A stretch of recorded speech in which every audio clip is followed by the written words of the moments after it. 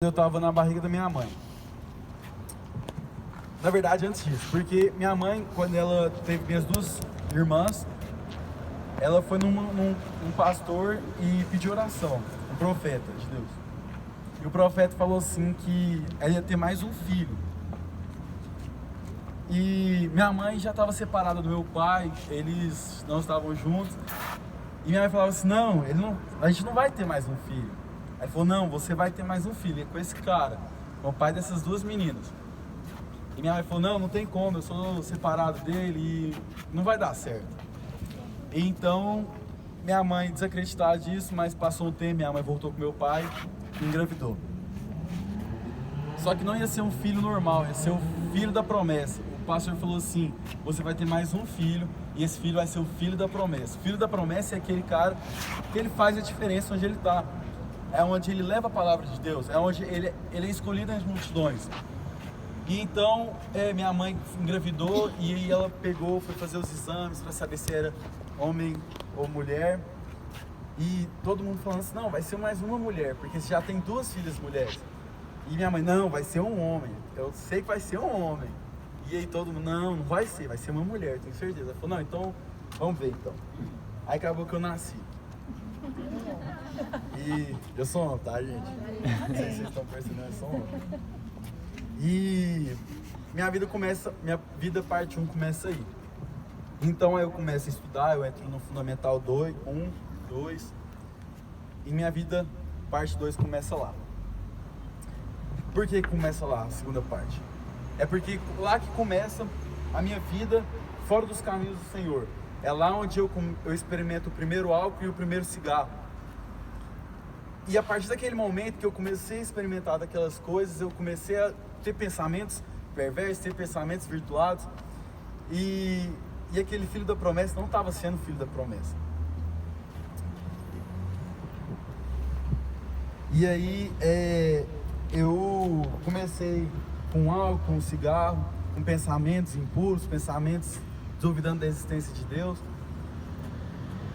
E aí eu entro no ensino médio, que é mais uma etapa na minha vida, que vai ser quando eu experimento a primeira droga no meu ensino médio.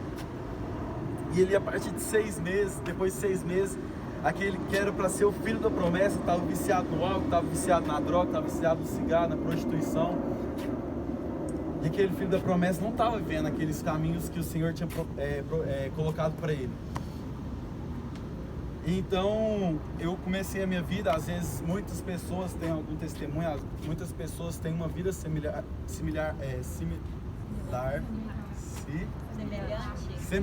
à minha.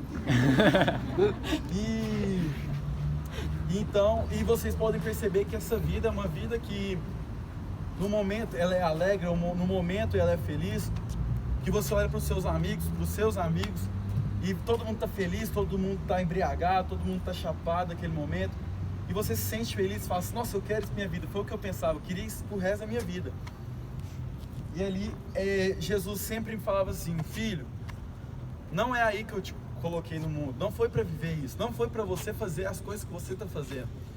Então, eu sempre desacreditado daquilo, nunca pensando nos caminhos do Senhor. E falando assim, não, eu quero isso pro resto da minha vida, eu sou apaixonado nessa vida. E às vezes muitas pessoas podem me conhecer por aquela vida, às vezes muitas pessoas podem olhar para mim e falar assim, ver eu pregando aqui e falar assim, nossa, o que esse cara tá fazendo aí? Esse cara aí tava há 2 meses atrás, estava usando droga comigo, esse cara aí há 2 meses atrás está numa festa que eu tava. Mas aquele cara de 2 meses atrás não tinha percepção, não tinha revelação que hoje esse cara que está pregando para vocês hoje tem. E ali começou no meu ensino médio, após das drogas, Jesus sempre vinha falando comigo, vinha falando assim, filho, volta pro meu caminho, cara, acorda, sai, reage, vamos, eu fiz você, não foi para viver isso. E ali, eu lembro de uma história que eu fui para uma festa escondida do meu pai, foi num show, e ali naquele show eu me droguei bastante, eu consumi muito álcool, e depois daquele show, já inconsciente, nem lembro direito, meus amigos me contou depois, que eu fui parar num posto de gasolina. Nesse posto de gasolina eu já estava desacordado, já não estava reagindo nem nada, estava mal respirando. minha mãe me ligando, falando assim, perguntando para os meus amigos onde eu estava. Eles falam, não, ele tá aqui na minha casa e tal, mentindo pra minha mãe. Falou assim, não, ele vai dormir lá em casa, tia, deixa ele dormir lá em casa. E eu passando muito mal. E eu acho que Deus, até naquele momento, Deus tocou no coração daquelas pessoas e falou assim, não, tia, a verdade mesmo é que o Said está passando mal, ele está aqui no posto, desmaiado. E ele, minha mãe e meu pai já correu lá pro posto, e eles estão juntos até hoje, porque eles estavam separados, mas hoje estão juntos. E eles chegaram lá e meu pai falou pra mim depois que ele me viu já na beira da morte, me viu assim, sem chance de viver. E foi ali quando eu comecei a vomitar, comecei a ter convulsão.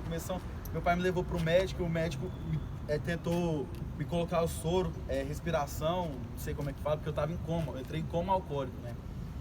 E eles me deram 16, tentaram pegar minha vida 16 vezes. Então naquele momento eu não tava com pulsação, já não tava quase sem vida. Meu pai falou que me viu sem vida, ele tava orando, já chorando, minha mãe chorando, liga pra minha avó e tal, avisando já. Então, só o bagaço, né? Só a tristeza mesmo. E então, tipo, isso mostra uma história de que o que aquele álcool, aquela droga me levava. Às vezes, se eu tivesse com aquela percepção, se eu tivesse com essa percepção que eu tenho hoje, de que o Senhor é meu Salvador e que eu não preciso daquilo para eu viver, para eu ser feliz, eu não tinha passado por isso. Às vezes, eu não tinha feito meu pai triste, às vezes, eu não tinha feito minha mãe chorar. Então, essa vida leva à morte. E foi quando eu fui numa reunião como se fosse essa, que chama o Reino. E lá eu falei assim, Senhor, se for para eu mudar mesmo, se for para essa vida que eu tinha não fazer parte mais de mim, eu quero que o Senhor me enche, quero que o Senhor faça que eu mude do nada, que eu possa ser cheio da Tua presença. E naquele momento eu não recebi nada, não recebi nada, agi normal, cheguei em casa. Mas quando eu cheguei em casa, quando eu deitei na minha cama, eu falei assim, agora eu vou receber da presença do Senhor. E eu coloquei uma música no fone, comecei a orar, falar assim, Senhor, me encha da Tua presença, por favor, me mostra. E ali Deus me mostrou, Deus me encheu da presença dEle, graças a Deus. E ali eu tive a percepção, eu tive a consciência de que aquela vida que eu tinha antes não fazia mais parte de mim. E às vezes a gente fica pensando, fala, nossa, mas você é o filho da promessa, você tinha que ser o caminho, Senhor, eu não sou nada. Deus nunca nem falei com o Senhor, nem minha mãe gosta de mim direito. Mas a presença de Deus é para todos aqueles que têm a convicção, têm a presença do Senhor. É para todos aqueles que falam assim, não, eu posso ser cheio, eu posso ter a presença do Senhor. Assim como eu falei para o Senhor, falei assim, Pai, eu quero receber da Tua presença. E Ele me encheu. Assim todos vocês podem ter essa presença dentro de vocês. E ali depois, no outro dia, né, eu fui para a escola. Eu estudo numa escola mais tensa, né, vamos dizer assim. E lá eu cheguei. Aí lá era tipo assim, eu chegava lá, né, eu começava, antes de ir pra aula eu usava droga, né, ia pra aula. Aí nesse dia eu falei, não, nesses dias eu não vou usar droga. Eu vou pra aula, vou ficar quietinho na minha, vou ver o que vai dar. Aí eu cheguei na sala, aí eu sentei na minha cadeira, como se normal e tal, prestando atenção na aula não, mas sentado lá, quietinho. Aí eu já virou pra mim e falou assim, o que foi que você? Aí eu, que droga é essa que você tá usando? Aí o outro virou e falou assim, tô te conhecendo não, você tá diferente demais. Aí eu já comecei, né, meu coração acelerando lá já. Falei, nossa, e agora, o que eu falo? Agora eu falo que eu virei crente, eles vão me tirar? Ou agora eu continuo vivendo aquela vida, falo que eu usei droga mesmo? O que eu vou fazer? Aí meu coração falou mais forte, né, e falei assim, não, agora eu voltei pra igreja, gente. Aí eles começaram a rir, achando que eu tava brincando e tal. Aí eu falei, não, mano, voltei pra igreja, eu já peguei minha Bíblia lá que eu levei, eu falei assim, não, eu tenho que levar de prova, né, pra mostrar que eu vim da igreja mesmo. Aí já peguei minha Bíblia, já comecei a ler um versículo lá, já falei, você pode também receber da presença do Senhor e tal.